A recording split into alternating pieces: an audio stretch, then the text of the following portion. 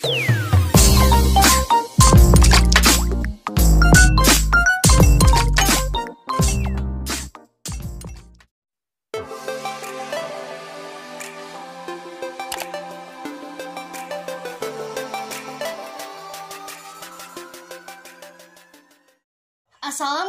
warahmatullahi wabarakatuh. Selamat pagi, apa kabar kalian hari ini? Alhamdulillah kita diberikan kesehatan dan juga kesempatan sehingga bisa mengikuti mata pelajaran biologi bersama saya Ibu Ajeng Mudaningrat. Nah, sebelum memulai pembelajaran, alangkah baiknya kita berdoa terlebih dahulu ya. Berdoa dalam hati, mulai.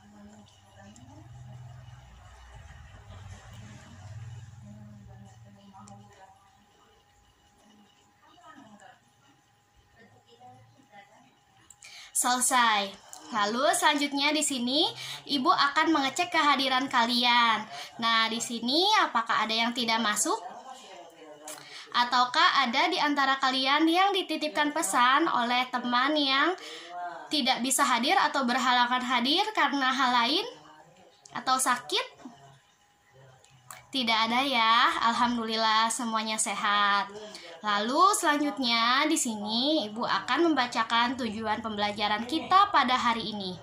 Nah, di mana setelah mengikuti proses pembelajaran, peserta didik kelas 10 semester ganjil diharapkan dapat yang pertama, mendeskripsikan definisi virus, yang kedua, menjelaskan sejarah virus, yang ketiga, menjelaskan struktur dan bentuk virus, yang keempat, menganalisis macam-macam virus, yang kelima, membandingkan siklus reproduksi pada virus, yang keenam, menganalisis peranan virus dalam kehidupan sehari-hari, dan yang ketujuh, membuat daftar usulan tindakan preventif untuk pencegahan bahaya dari virus ya. Di sini jadi kalian tahu kan hari ini kita akan belajar mengenai apa? Ya, benar sekali. Kita hari ini akan belajar mengenai materi virus. Yuk kita ingat-ingat lagi, kita review lagi pada saat kalian kelas 10 awal, kalian telah mempelajari mengenai materi cabang-cabang ilmu biologi. Salah satunya adalah virologi. Nah, dari namanya saja kalian pasti tahu bahwa virologi itu adalah ilmu biologi yang mempelajari mengenai virus. Nah, seperti itu. Jadi, kalian harus ingat ya, ketika kalian mendengar kata virologi, berarti kalian akan mempelajari tentang virus atau ilmu tersebut mempelajari mengenai virus. Nah, jadi pada materi virus ini Ibu mau kalian belajar dengan fokus, semangat ya. Karena pada materi virus itu kalian akan menjumpai mengenai struktur virus, macam-macam virus, bentuk virus itu seperti apa, siklus reproduksi virus itu bagaimana, yang menuntut kalian untuk tekun belajar, tekun menghafal agar kalian bisa menguasai materi virus ini dengan baik. Jangan sampai karena pandemi ini dapat menyebabkan semangat belajar kalian menjadi menurun ya. Nah, selanjutnya yuk kita perhatikan gambar di samping Ibu. Nah, di sini Ibu mau tanya, ada yang tahu nggak ini gambar virus apa? Ya, Ibu kasih clue ya, ini adalah virus yang menyebabkan pandemi di dunia saat ini. Nah, betul sekali, ini adalah virus corona, di mana virus corona ini yang menyebabkan kalian belajarnya online, menyebabkan kalian tidak boleh berkerumun, tidak boleh berdekatan, kemana-mana memakai masker. Di mana virus itu menyebar secara cepat, menyebar secara luas, dan juga mematikan. Nah, pasti kalian penasaran, apa sih virus itu? Lalu bagaimana ya ciri-cirinya dan juga mengapa sih virus itu bisa dengan cepat menyebar? Yuk kita belajar mengenai virus. Jadi definisi virus itu sendiri adalah merupakan parasit, yaitu makhluk hidup yang hidupnya bergantung pada makhluk hidup lain. Lalu memiliki sifat mikroskopik atau tidak dapat dilihat dengan mata secara langsung dan dapat menginfeksi organisme biologis. Nah, itu ya definisinya ya. Nah, selanjutnya di sini Ibu akan menjelaskan mengenai sejarah virus. Silahkan kalian tulis bagian-bagian yang menurut kalian penting ya. Pada awalnya, ada seorang peneliti yang bernama Adolf Meyer pada tahun 1883. Dia menemukan bahwa daun tembakau itu ternyata ada bercak-bercaknya. Lalu dia bilang, ternyata tembakau ini mengalami penyakit mozaik ya. Tetapi dia itu bingung, apa sih penyebab dari penyakit mozaik ini? Tetapi dia menduga bahwa penyebabnya adalah bakteri. Lalu beberapa tahun berikutnya, pada tahun 1892, seorang peneliti bernama Dmitri Ivanovsky, dia melakukan atau menyaring patogen penyebab penyakit pada tembakau itu dengan menggunakan saringan bakteri. Tetapi ternyata hasilnya patogen tersebut lolos dari saringan bakterinya, sehingga dia menyimpulkan bahwa ternyata patogen yang menyebabkan penyakit pada tembakau ini memiliki ukuran yang sangat kecil atau lebih kecil dari ukuran bakteri pada umumnya. Selanjutnya, pada tahun 1897, seorang peneliti bernama Martinus Benjering, dia mengekstrak daun tembakau yang terinfeksi oleh penyakit mozaik tersebut, lalu menyuntikkannya pada daun tembakau yang sehat. Nah, setelah itu dia lihat ternyata daya serangnya itu tidak berkurang sama sekali, sehingga dia menyimpulkan bahwa patogen yang menyebabkan penyakit mozaik itu dapat bereproduksi ya. Nah, selanjutnya pada tahun 1935, seorang peneliti bernama Wendell Stanley ini melakukan percobaan di mana percobaannya itu menghasilkan bahwa patogen yang menyebabkan penyakit pada tembakau ini ternyata dapat dikristalkan, sehingga dia menyimpulkan bahwa patogen yang menyebabkan penyakit pada tembakau ini adalah virus, bukan bakteri. Seperti itu. Nah, bagaimana anak-anakku? Apa bisa dimengerti? Nah, jika sudah mengerti, ya, Ibu lanjut akan menjelaskan mengenai struktur pada virus. Nah, struktur pada virus ini, yang pertama, virus tidak dapat digolongkan menjadi makhluk bersel, sehingga virus masuk ke dalam makhluk aseluler, di mana A adalah tidak dan seluler adalah sel, sehingga virus merupakan makhluk yang tidak memiliki sel. Nah, Bu, kenapa bisa begitu? Mengapa bisa demikian, Bu? Karena virus itu tidak memiliki yang pertama nukleus, tidak memiliki membran sel, tidak memiliki cairan sel atau sitoplasma, dan juga virus itu tidak memiliki organel-organel sel ya. Lalu yang kedua, virus itu memiliki asam nukleat, namun hanya salah satunya saja. Bisa berupa DNA, bisa juga berupa RNA.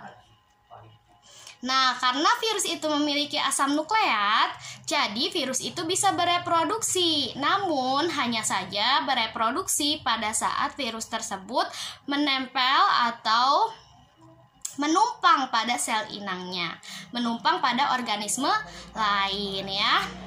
Nah, selanjutnya yang keempat, virus juga disebut sebagai makhluk yang labil. Nah, Bu, kenapa disebut sebagai makhluk yang labil? Karena virus itu bisa disebut sebagai makhluk hidup, bisa juga disebut sebagai benda mati. Nah, disebut sebagai makhluk hidup yaitu saat virus tersebut menumpang pada organisme lain. Atau disebut juga benda mati karena virus itu bisa dikristalkan, sehingga virus disebut sebagai parasit obligat. Nah, ingat-ingat ya, jadi struktur virus itu yang pertama, virus adalah makhluk aseluler, lalu virus memiliki asam nukleat, namun salah satunya saja, bisa DNA, bisa RNA. Lalu virus dapat bereproduksi dan virus merupakan parasit obligat. Nah, selanjutnya di sini Ibu akan menjelaskan mengenai bentuk virus. Nah, bentuk virus ini ada bermacam-macam. Ada yang berbentuk bulat, ada yang berbentuk tabung, ada yang berbentuk filamen atau benang-benang, dan juga ada yang berbentuk menyerupai huruf T atau disebut sebagai bakteriofag ya. Bu, bakteriofag itu apa? Bakteriofag itu adalah virus yang menginfeksi bakteri. Nah, di sini memiliki bentuk menyerupai huruf T, dan Ibu akan menjelaskan salah satunya saja, yaitu bakteriofag ya. Karena bakteriofag ini bisa mencakup semuanya. Nah, di sini coba perhatikan gambarnya ya. Gambar yang di samping Ibu sebelah bawah itu. Nah, di sini ketika Ibu menjelaskan bagian-bagiannya, Ibu pengen kalian tahu di mana letaknya. Nah, di sini bakteriofag itu dibagi ke dalam 3 bagian. Ada bagian kepala, bagian leher, dan juga bagian ekor tentunya ya. Pada bagian kepala ini tersusun atas yang pertama itu ada kapsid, di mana di sini kapsid berbentuk seperti segi 6 atau persegi 6 yang memiliki sisi 6. Nah, di sini di dalam kapsid itu terdapat adanya materi genetik. Kebetulan pada bakteriofag ini materi genetiknya adalah DNA ya. Lalu selanjutnya di bawah kepala virus itu ada leher yang seperti piringan. Nah, di bawah leher itu ada selubung ekor. Dasar dari selubung ekor ini ada papan dasar, dan juga yang lancip itu yang tajam disebut sebagai jarum penusuk. Dan yang seperti kaki itu bukanlah kaki anak-anakku, itu adalah serabut ekor. Nah, bagaimana mengenai bentuk virus? Apakah sudah mengerti? Jika sudah mengerti, Ibu lanjut ya ke macam-macam virus. Virus dikelompokkan menjadi bermacam-macam. Yang pertama itu berdasarkan materi genetiknya, yang kedua itu berdasarkan sel inangnya, yang ketiga itu berdasarkan tingkat kekuatan atau virulensinya, yang keempat berdasarkan ada tidaknya selaput atau envelope ya. Di sini Ibu juga menyertakan gambar-gambar sehingga kalian bisa mengetahui tidak hanya mengenal nama tetapi juga bisa mengetahui bentuknya seperti apa. Ya.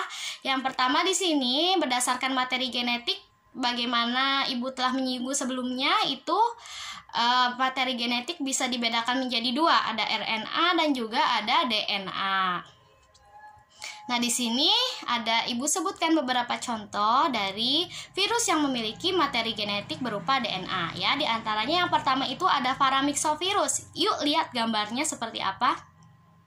Nah, seperti itu ya anak-anakku gambarnya, di mana virus ini dapat memperbanyak diri atau dapat menularkan dengan cara hubungan seksual.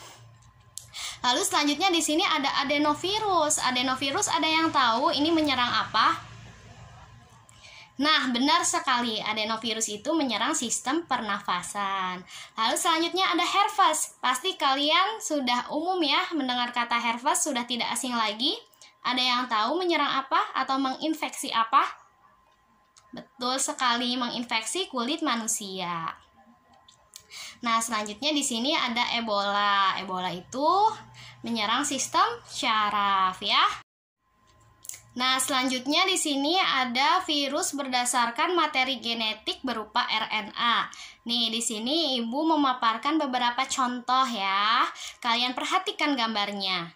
Nah, di sini yang pertama ada paramyxovirus, menyebabkan penyakit gondong. Lalu yang kedua itu ada coronavirus, tentu saja yang menyebabkan pandemi kita saat ini. Selanjutnya ada HIV virus, yang menyebabkan penyakit. Ada yang tahu? HIV virus menyebabkan penyakit AIDS. Lalu pasti kalian tahu semua nih, influenza virus menyebabkan penyakit flu, betul sekali, dan juga hepatitis virus ini menyerang hati, dan poliovirus ini menyerang otot ya.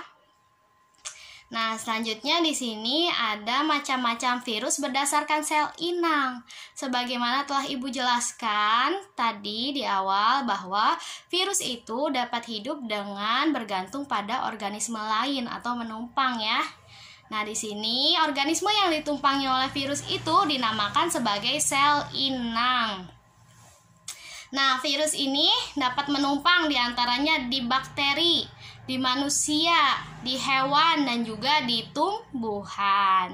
Nah, di bakteri sudah kita bahas tadi, yaitu salah satunya ada di bakteriofag ya, atau virus yang menyerang atau menginfeksi bakteri.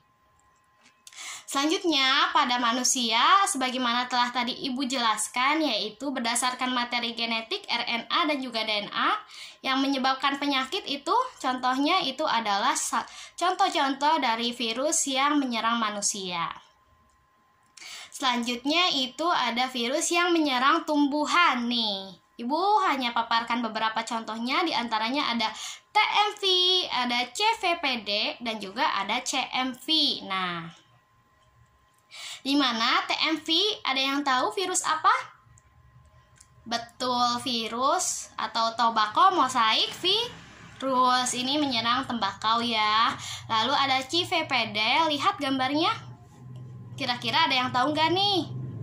Menyerang atau menginfeksi tumbuhan apa?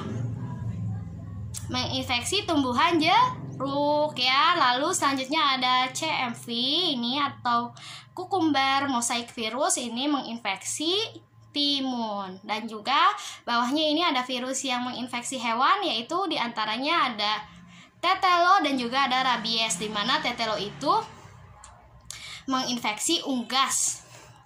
Selanjutnya di sini ada macam virus berdasarkan tingkat kekuatannya atau virulensinya, di mana di sini dibedakan menjadi dua, virulen dan juga non virulen.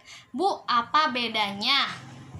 Jadi di sini bedanya itu adalah di mana pada virulen, ketika virus tersebut bereproduksi pada sel inangnya, dapat menyebabkan dinding sel inang tersebut pecah atau mengalami siklus litik atau siklus lisis ya. Lalu non-virulen itu sebaliknya, ketika virus itu bereproduksi pada sel inang, berada dalam sel inang tidak menyebabkan dinding dari sel inang itu pecah. Nah, itu perbedaannya, kalian harus ingat ya. Nah, lalu selanjutnya di sini, macam virus berdasarkan ada tidaknya selaput atau envelope. Nah, ini dibedakan menjadi dua, yaitu dengan memiliki selaput dan juga ada yang telanjang. Virus yang memiliki selaput, perhatikan contohnya adalah virus HIV yang menyebabkan penyakit AIDS. Lalu, virus telanjang nih, contohnya adalah bakteriofag, virus yang menginfeksi bakteri. Seperti itu ya. Nah, baik, selanjutnya di sini Ibu akan menjelaskan mengenai reproduksi virus ya. Perhatikan di sini Ibu menjelaskan, kalian perhatikan gambarnya. Nah, Ibu akan mengambil contoh itu bakteriofag atau virus yang menginfeksi bakteri. Di sini terdiri dari dua siklus atau siklus litik dan juga siklus lisogenik. Nah, Ibu akan menjelaskan siklus yang pertama dulu atau siklus litik dulu ya. Di sini fase yang pertama itu ada fase absorpsi, di mana fase ini adalah fase penempelan, yaitu virus menempel pada tubuh bakteri, hanya menempel saja. Di mana yang menempelnya adalah bagian tubuh virus yaitu serabut ekor. Itu dinamakan fase absorpsi. Lalu fase yang kedua yaitu adalah fase injeksi atau fase penetrasi. Nah, pada fase ini virus yang sudah menempel pada tubuh bakteri akan memasukkan materi genetiknya, yaitu berupa DNA. DNA virus dimasukkan kepada tubuh bakteri. Nah, selanjutnya fase yang ketiga itu adalah fase sintesis atau replikasi ya. Pada fase sintesis ini, DNA virus yang sudah masuk ke dalam tubuh bakteri akan mengambil alih fungsi dari DNA bakterinya, sehingga DNA bakterinya itu mengalami hidrolisis atau seperti hancur. DNA bakteri hancur, DNA virus pun hancur. Nah, itu fase sintesis dan replikasi ya.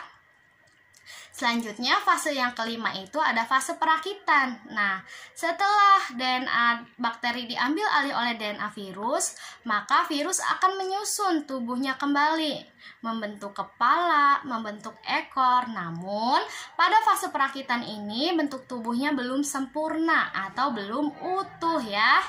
Lalu selanjutnya ada fase litik, di mana setelah virus menyusun tubuhnya utuh itu lalu sudah menjadi virus ya. Lalu selanjutnya virus ini memecahkan dinding dari bakteri dengan menggunakan enzim lisozim. Nah, seperti itu pada siklus litik. Nah, selanjutnya pada fase lisogenik itu menurut Ibu mirip dengan fase litik. Bu, kenapa disebut dengan mirip ya? Kenapa sih Bu kok bisa mirip? Nah, jadi pada fase lisogenik atau siklus lisogenik ini juga mengalami fase absorpsi, mengalami fase injeksi atau penetrasi. Jadi pada awal tahap lisogenik juga virus mengalami fase absorpsi kepada bakteri, lalu memasukkan DNA-nya ke dalam tubuh bakteri atau mengalami fase injeksi atau penetrasi ya. Nah, namun sebelum ke fase sintesis atau replikasi, pada fase lisogenik ini atau siklus lisogenik ini mengalami fase penggabungan, di mana terjadi penggabungan antara DNA virus dan juga DNA bakteri. Nah, pada saat ini bakteri belum menyadari bahwa ada virus yang masuk ke dalam tubuhnya. Sehingga pada saat kekebalan tubuh dari bakteri tersebut kuat, virus akan diam, tidak melanjutkan lagi pertumbuhannya. Hingga virus menyadari pada saat kekebalan tubuh dari bakteri lemah, barulah ia melanjutkan pertumbuhannya dengan melaksanakan pembelahan atau fase pembelahan, yaitu di mana setelah terjadi fase pembelahan ini, setiap sel dari bakteri membawa DNA dari virus atau bakteriofag. Jadi bergabungnya DNA virus dan juga DNA bakteri ya. Nah, setelah mengalami 3 fase ini, yaitu fase penggabungan, pembelahan, lalu setiap sel bakteri membawa DNA virus atau profage ini, barulah masuk tuh ke fase sintesis atau replikasi, lalu masuk ke fase perakitan dan juga masuk ke fase lisis, seperti itu. Nah, sebelum ke peranannya, ini bagaimana mengenai reproduksi virus? Apakah sudah mengerti? Jika sudah mengerti, kita lanjut ya ke peranan virus. Nah, peranan virus ini pasti ada peranan negatif dan juga ada peranan yang positif. Ada peran yang merugikan, ada peran yang menguntungkan. Pada peranan yang positif dulu nih, Ibu akan menjelaskan salah satu contohnya adalah vaksin, di mana setiap masyarakat, orang-orang di sekitar kita sedang melaksanakan vaksin ya, vaksin dari COVID-19. Nah, di mana vaksin ini virusnya itu dilemahkan, bahkan dimatikan sehingga dapat menimbulkan antibodi di dalam tubuh kita, seperti itu. Itu salah satu contoh yang menguntungkan. Kalian boleh eksplorasi lagi contoh-contoh menguntungkan dari virus. Lalu selanjutnya ada peranan virus yang negatif atau yang merugikan. Pasti peranan virus yang negatif atau merugikan ini dapat menyebabkan penyakit ya. Nah, penyakit itu bisa terjadi pada manusia, pada bakteri, pada tumbuhan, dan juga pada hewan. Nah, di sini Ibu akan membahas mengenai salah satu contoh virus yang menginfeksi manusia, dan juga menurut Ibu ini adalah penyakit yang menyeramkan karena belum ditemukan obatnya. Lalu ketika seseorang mengidap penyakit ini, maka akan dijauhi, dikucilkan, seperti itu. Nah, penyebarannya juga melalui hubungan seksual ya. Nah, ini adalah penyakit yang disebabkan oleh virus HIV, yaitu penyakit AIDS. Nah, untuk lebih tahu selengkapnya atau lebih lengkapnya, yuk kita tonton video berikut ini ya. Freddie Mercury adalah salah satu penyanyi terhebat dalam sejarah musik. Bersama Queen, Freddie telah melahirkan banyak hits sepanjang masa. Seluruh dunia terkejut waktu ia meninggal pada tanggal 24 November 1991 karena AIDS. Selain karena ia pergi ketika lagi di puncak karirnya, dunia akhirnya mengetahui tentang bahayanya penyakit AIDS. Penyakit yang disebabkan oleh virus HIV ini kini telah menginfeksi puluhan juta jiwa di seluruh dunia.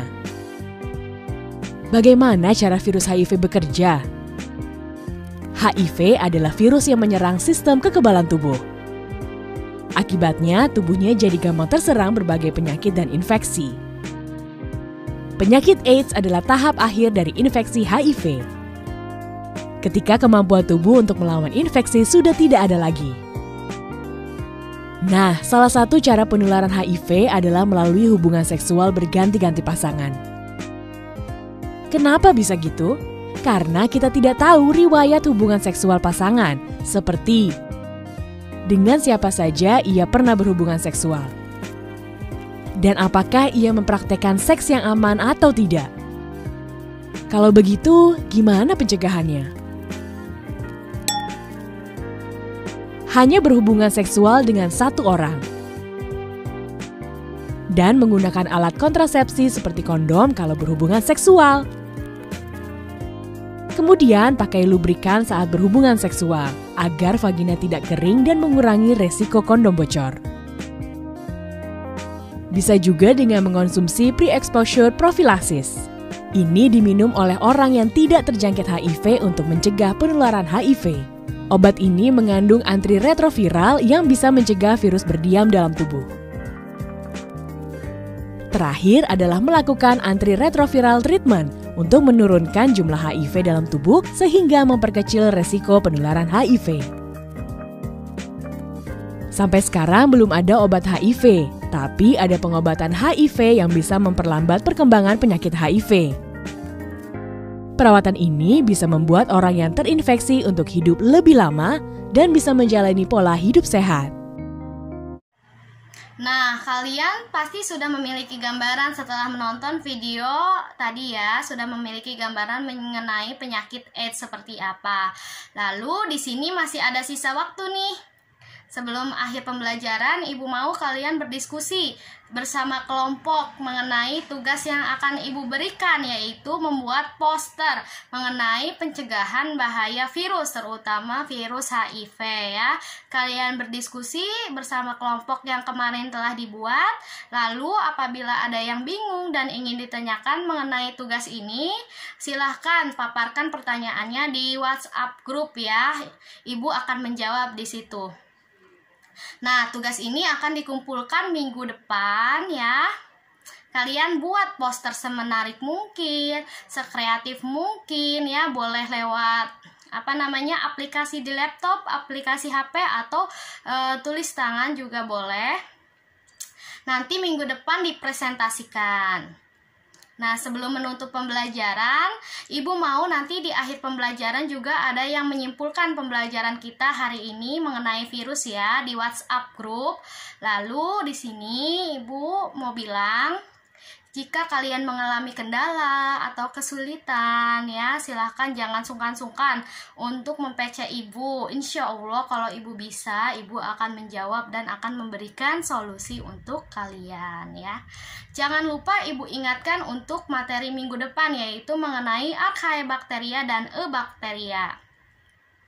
Nah, kalian harus belajar ya membaca-baca sehingga kalian tahu materi gambaran untuk minggu depan seperti apa.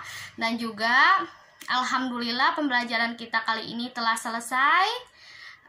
Kalian tetap jaga kesehatan, tetap menerapkan prokes 5M, jaga kebersihan, jaga makan, jaga pola tidur agar kalian bisa selalu sehat ya. Lalu sampaikan salam Ibu kepada kedua orang tua kalian. Ibu pamit, wassalamualaikum warahmatullahi wabarakatuh.